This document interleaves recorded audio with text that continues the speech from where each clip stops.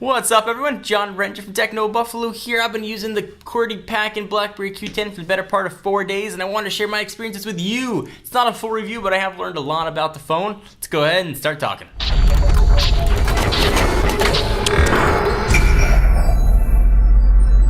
Here is the QWERTY rockin' BlackBerry Q10.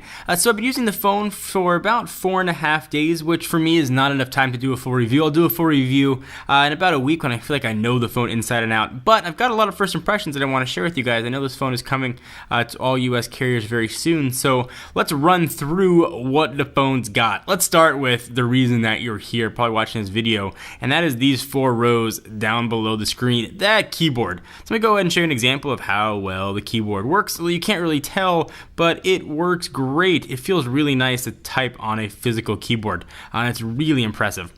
So I've got it set to sort of suggest words. You can turn that on or off. If you use the old BlackBerry keyboard, the 9900, it doesn't have that sort of smiley face look, but the keys are absolutely outstanding. It feels really good. There's a very hard clickety-clack feel that you just don't get elsewhere. So you're probably saying, what's the big deal about the keyboard? Virtual keyboards were fine. BlackBerry Z10 had a good keyboard, and that is true. This phone is running OS 10.1, which has... well, you get a few things that you can't do with the Z10 by having this full physical keyboard. For example, I could type text, and I could text Rebecca if I want to text my wife, and it'll pull up a text message to her, things you can't get when you don't have that keyboard sort of always present. Same thing with call. I'm not going to show you because it's going to pull in all kinds of numbers here. But it does work very well. On emails, you can go to the top and the bottom by hitting shortcuts. It gives you access to a bit more shortcuts. Some gripes I've had with it. So it's obviously a very gesture-based OS. No matter where you are, you always got to do a gesture swipe up to go home. So you swipe up and you go home. You don't have any sort of bezel here, so you almost have to start your gesture at the keyboard. I do it at the T and then do my swipe up. It's a little bit weird. Second, I know this is a 720 by 720 screen, so it means it's a perfect square, but it still seems very weird to me not be able to go like this and have the screen rotate. And I know it would make no sense for it to rotate because it's exactly the same thing. It's just weird to hold a phone and not have it move. But I'm sure I will get very used to that. And while we're here on the browser, I'm still very impressed with the browser on BlackBerry 10. You still have the option too to turn on flash if you want, which is not something that you get really very easily now on other operating systems, especially since Adobe stopped supporting it on Android, though you can still get it installed. It just works very well. It's been a very impressive browser. Although every time I see the icon for the browser, I still sort of think, ugh, it's gonna be a bad experience just from old BlackBerry OSs. But this one works really well. Let's talk a little bit about BlackBerry World and the App Store. It is still not overly populated. There are not that many apps here, but it's kind of a double-edged sword here. So on one hand, do I knock it for not having that many apps? On the other hand, it is ridiculously easy to sideload applications on here. We just ran an article on how to do it using only Chrome, and it's really easy. So you get access to things that you wouldn't get access to otherwise. Sort of paramount among them, at least for me, would be that guy. Instagram is now living on here. If you want to know how to do this, we'll put a link down below to walk you through how to sideload.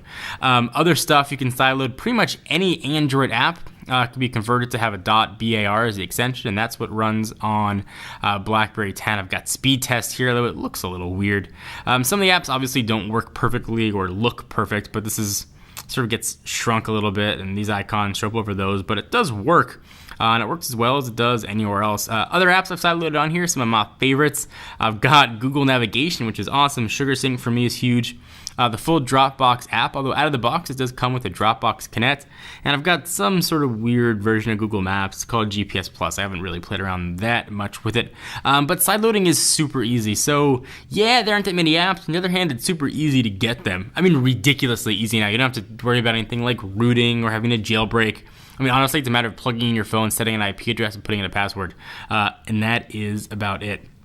So one of the issues I had with the Z10, I still have here, that's with the dialer. It just strikes me as strange to have the dialer as app. It just very, very odd to me to have a dialer as an application. I wish, and I know inherently it's an app and everything, but at least for most phones, it's always running in the background, so there's that instant load. It just feels like it's always, when I want to run it, that I gotta wait a second or two for it to load up and pull in. It just weird. I got used to it on the Z10. I'm sure I'll get used to it on the Q10, but just a peculiarity for me as well. Let's talk about build quality a little bit. This phone feels ridiculously awesome in the hand. It doesn't have sort of the chrome accents on the side that the 9900 did, but the phone just feels really good. And I don't know what it is about it. It's not overly heavy. It doesn't feel all that solid. It just feels great. Perhaps the soft touch back, it's sort of a weaved glass thing. It's probably one of the best feeling phones with the removable back that I have ever seen. So I really give BlackBerry credit. Their engineers did a really nice job putting this phone together, and obviously spent a long time with it.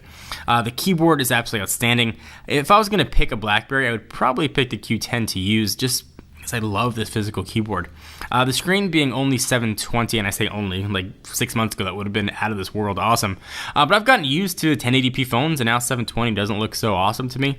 But that's just me. If you're coming from an older generation phone, you probably won't even notice it, or it might not even be an issue for you.